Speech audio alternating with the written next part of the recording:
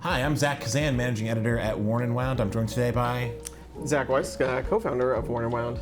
And we've got another video in a series we're loosely calling Mail Time. I think maybe we're going to crowdsource suggestions for that, for the title of this series. But this is where Zach and I open, unbox watches that we haven't seen before or are not super intimately familiar with, and just get our instant reactions on those watches. So we've got multiple boxes and an envelope here of watches. I have no idea what these aren't necessarily the boxes they came in, but they are boxes that they are now. In fact, I can say with certainty that some of these boxes are like this. It's totally unfamiliar to me. So let's get started. What should we open first? You want me to start with? Yeah, I went through a lot of trouble to hide these watches from you. We usually are CC'd on each other's emails about these kinds of things, but I had to be sneaky here. And, you don't even know what this is. I'm very curious. You've been, teasing me for a month, letting me know that there's going to be a real surprise here. Surprises here. It's very well packed, I have to say. Yeah. Surprise! It's very well packed. Hand built in Switzerland for out-of-box thinkers. These are Perrin. Okay, I'll hold this up for the camera. Perrin watches for out-of-box thinkers. Embrace the perennial, recycle the temporary. So I've never seen a Perrin watch in person before. They're a brand I've admired for a long time. Yeah, this is very nice. So this is the Regen automatic new model. I quite liked how these were packed, which is why I felt like very unusual. Yeah, it's kind of so like you don't think there can be a watch in this thing, and they're initially sealed with this little bit of tape here. So it's like, how is there a watch in here? This looks like a solid cube of corrugated cardboard.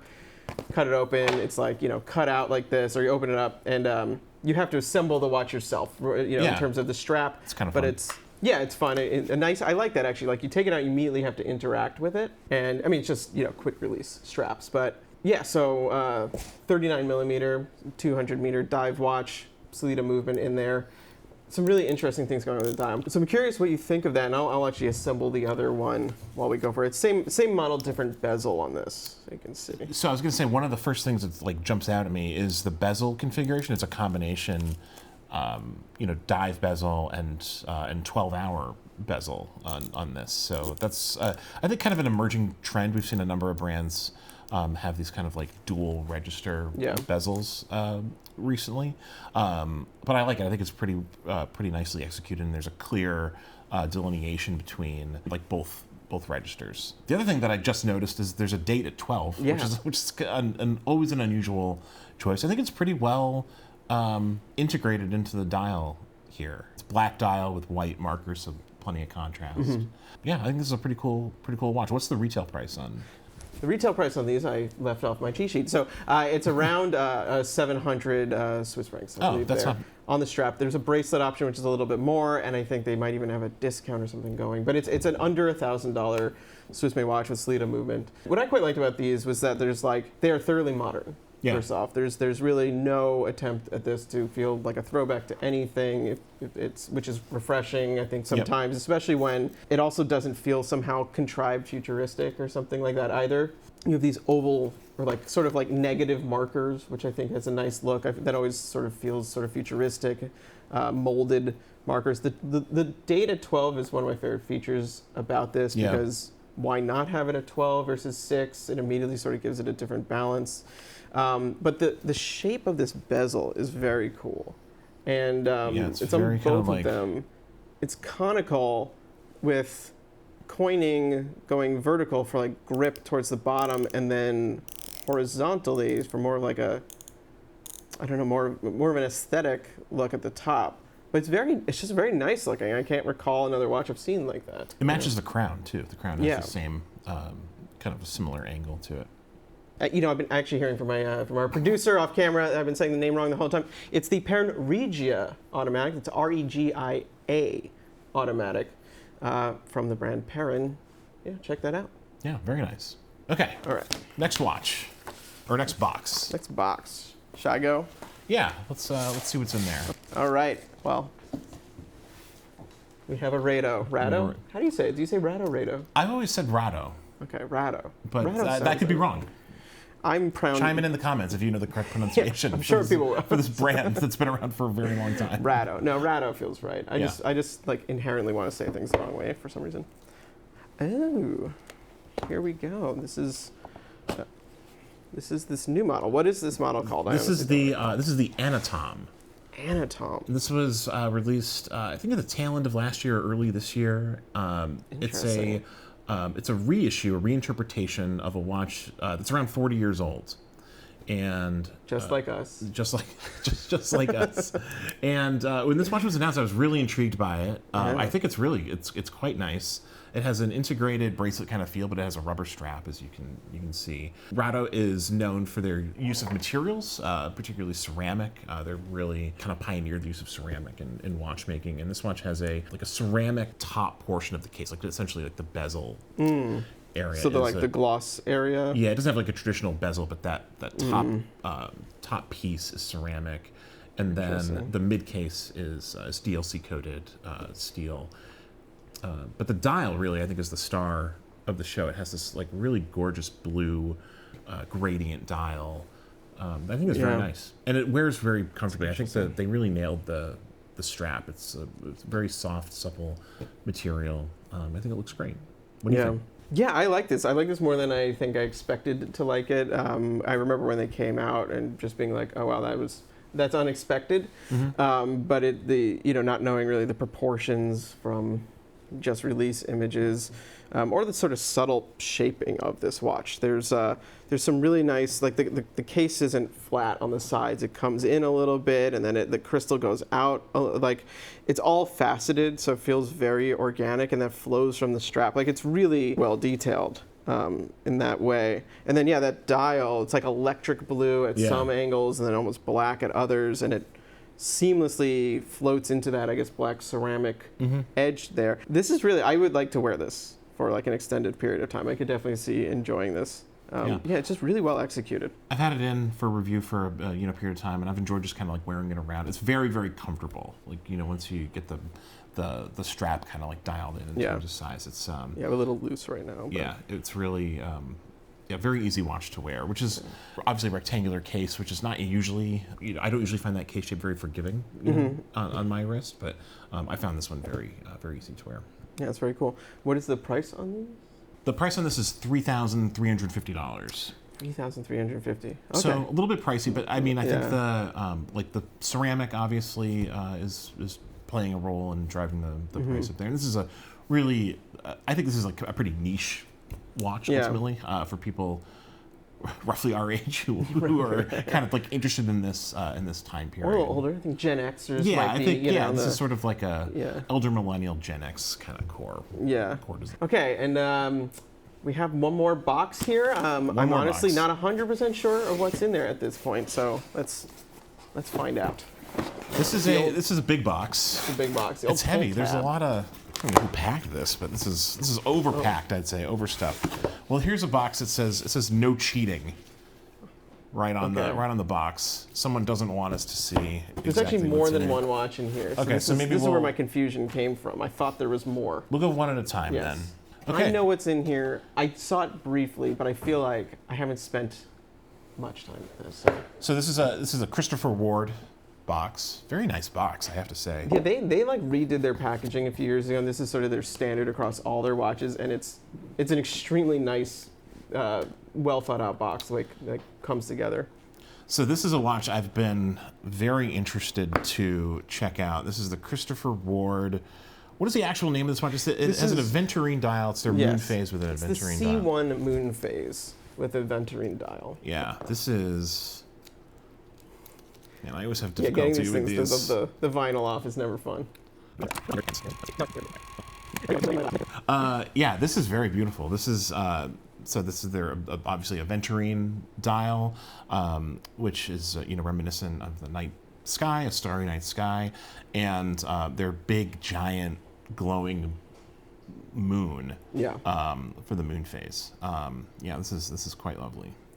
So it's a 40.5 millimeter steel case, and this is the second watch in their series of of in-house moon phase. At least second. There was the Moon Glow several years ago, which I reviewed, and that was a sort of a different take on it. But they use their own in-house module. So this is the caliber here is called the JJ04, and that is an in-house module, the JJ04, on a Sellita SW220 movement. And that has that massive center moon phase, which I believe is like 20% bigger on this one versus even the last one. Yeah. And it's accurate to 128 years. And one thing that's interesting about their moon phase versus many other moon phases is that it doesn't click. It's a smooth rotation. Whereas if they literally will click over sort of at midnight and jump the next little amount ahead. Right. Which is, more elegant, I would Yeah. say.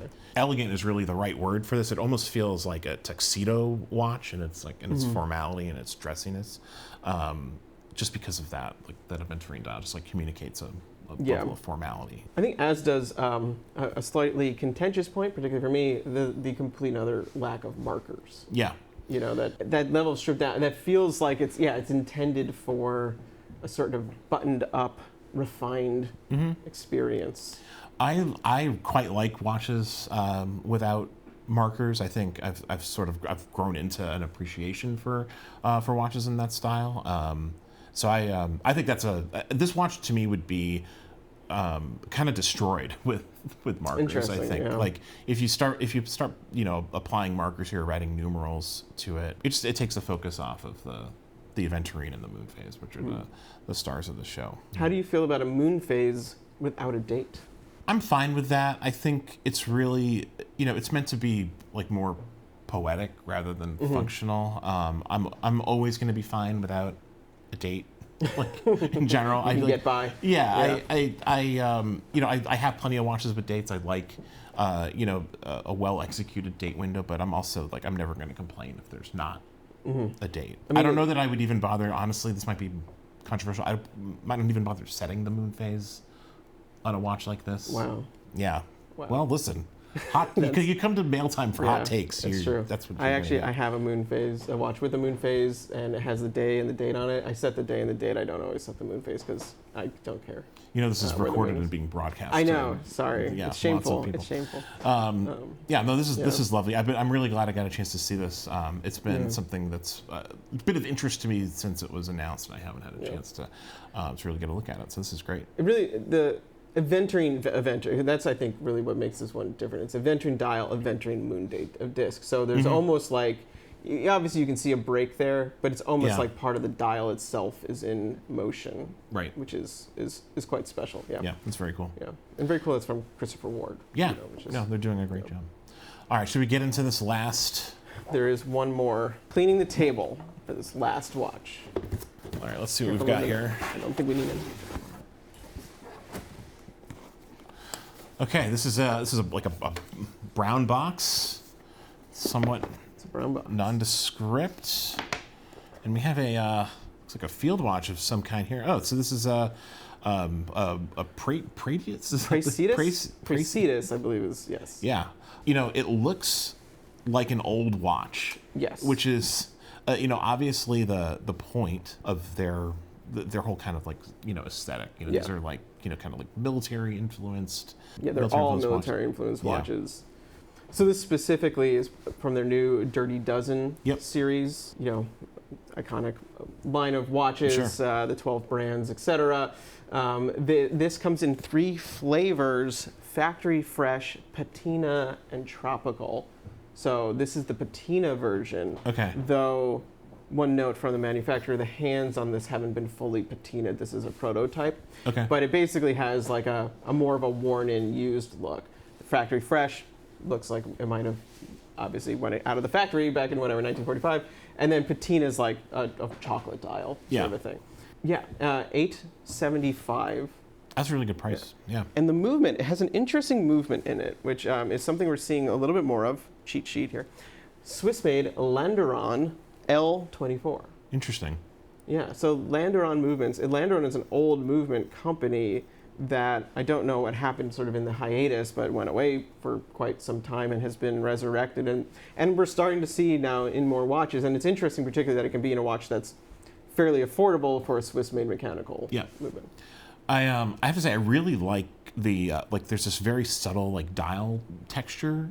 Like it's almost like an eggshell kind of like texture, but it's obviously it's a black dial. Works really well, and the dial has some depth to it with these markers that are they kind of like have this like three-dimensional quality. So they're very nice. It looks great. One thing I also really liked about this was the strap. So when I took this like out, elastic quality to it. It doesn't look like it's going to be elastic. Like it looks like it's going to be like a woven cotton, and it's like something between a purlin and an elastic belt, and it's like I mean it's extremely comfortable. Like this is I don't know. It's a very cool strap. I don't think they would have been issued like this in the back. No, probably not. Probably not. No, that's very cool. What's the price point on this? You said it was $875. Yeah, that's a pretty good price point for. And also U.S. assembled, which is interesting. Okay, so they work with a group of veterans that do some, if not all, of their assembly at this point. But based I think outside of Philadelphia, something like that. Yeah. Very nice, very nice.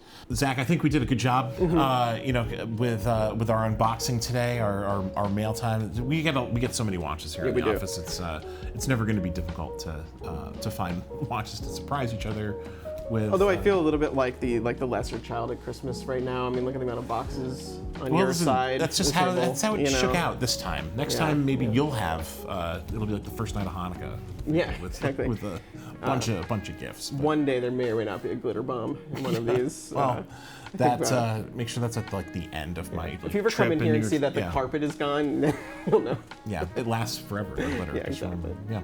Thanks for joining me today, Zach. This has been a lot of fun, and thank you for joining us on this episode of Mail Time, which is what we're calling it for now. But if you have a better idea, leave it in the comments, and we'll see you next time.